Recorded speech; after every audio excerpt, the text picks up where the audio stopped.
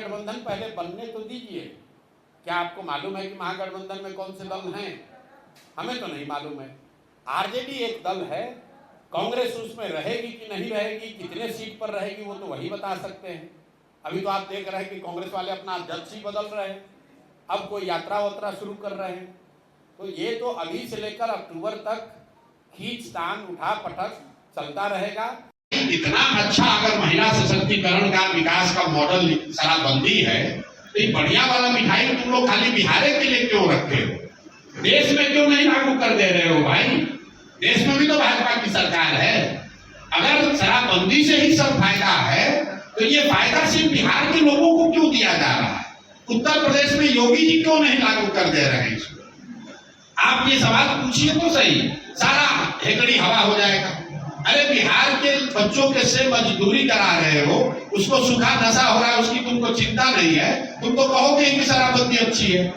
शराबबंदी अगर अच्छी है, मान लिया बात को, मान लिया कि गांधी ने कहा, एक तो सब बात को मैं खारिज करता हूँ, लेकिन बहस के लिए एक बार मान लीजिए कि गांधी जी ने कहा, तो गांधी जी ने खाली बिहार के लिए कहा था कि पूरे देश के लिए कहा था?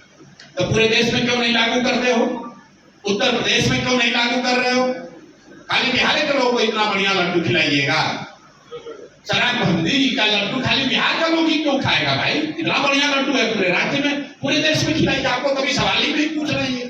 रोज ये कहे जा रहे हैं प्रशांत किशोर कह रहे हैं शराबबंदी। अरे भाई भाजपाइयों को पकड़िए, भाजपा का जो डिप्टी सीएम उनको पकड़िए और कहिए कि सर शराबबंदी से इतना फायदा बिहार में हो रहा है, तो यूपी के लोगों को। देखिए, नीतीश जी की जो हरकत है या जो उनकी भाव भंगिमा है, जो उनके वक्तव्य हैं, इसको लेकर मैं ज़्यादातर पिछले 2-2.5 साल में मैंने कोई वक्तव्य दिया नहीं। सबसे पहले नीतीश जी के स्वास्थ्य को लेकर टीका टिप्पणी उन्हीं के सहयोगी भाजपा के सुशील कुमार मोदी जी ने शुरू की। नवंबर 2023 में पहली बार सुशील मोदी जी ने कहा कि लगता है कि नीतीश जी गंभीर मानसिक रोग से पीड़ित हैं। उसके बाद से बिहार के करीब करीब सभी नेताओं ने उनके स्वास्थ्य पर टीका टिप्पणी की है। मैंने कभी टिप्पणी नहीं की थी जनवरी तक, लेकिन जनवरी में जब बीपीएससी का आंदोलन चल रहा था, अधिकारियों से या व्यवस्था से हम लोग की बातचीत चल रही थी, तब मुझे इस बात का अधिकारियों के माध्यम से भी फिर से ज्ञान हुआ, समझ आई कि नीतीश जी की मानसिक हालत दिनों दिन इतनी खराब हो गई है कि उनको ज़्यादातर विषयों की समझ ही नहीं है, कोई उनको पता ही नहीं चल रहा है कि राज्य में हो क्या रहा है। तब मैंने ये कहा है कि बिहार में अगर कोई सिपाही भी नियुक्त होता है तो उसका मेडिकल जांच होता है। कोई भी नौकरी, अगर आप पत्रकार हैं, अगर आप मानसिक तौर पर स्वस्थ नहीं है तो आपको पत्रकारिता की अनुमति नहीं दी जाएगी। ऐसा कैसे है कि 13 करोड़ लोगों के राज्य के मुख्यमंत्री, उनके मानसिक स्वास्थ्य की स्थिति को लेकर रोज चर्चा टिप्पणी हो रही है और सरकार की ओर से कोई वक्तव्य नहीं है, सरकार ने उसका कोई संज्ञान नहीं लिया। फिर हमने कैमरे पर कहा और आज रिपीट कर देते हैं, नीतीश कुमार शारीरिक तौर से थके हुए और मानसिक तौर पर अस्वस्थ हो गए हैं।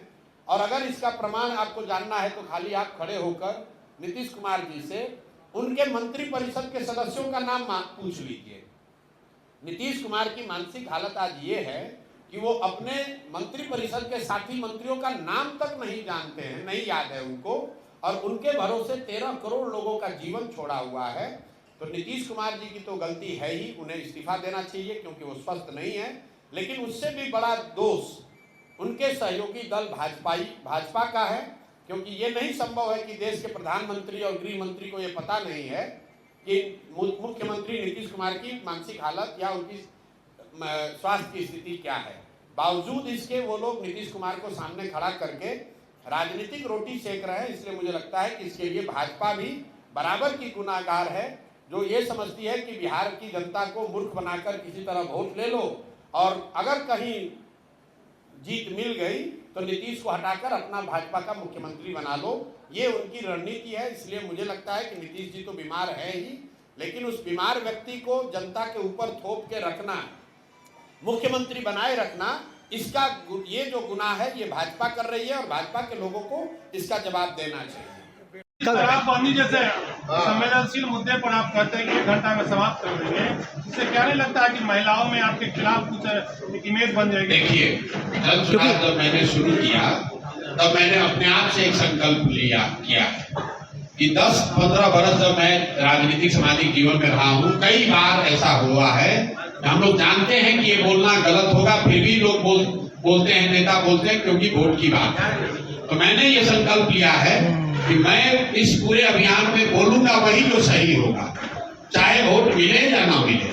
मैं ऐसा समझता हूं कि शराब से बिहार का फायदे के बजाय नुकसान हो रहा है, और महिलाओं के लिए भी जिनके सशक्तिकरण की बात हो रही है उनका भी नुकसान हो रहा है। इसीलिए मैं कह रहा हूं कि शराबबंदी यहां से हटाई जाएगी। पहली बात तो अपने बिहार में शराबबंदी है ही नहीं। शराबबंदी के नाम पर खाली शराब का दुकान बंद है, शराब बंद कहाँ है? शराब तो हर घर में बिक ही रहा है, तो किस फायदे की बात कर रहे हैं? और आप धर्म की बात छोड़ दीजिए, आप लोग सब पत्रकार हैं।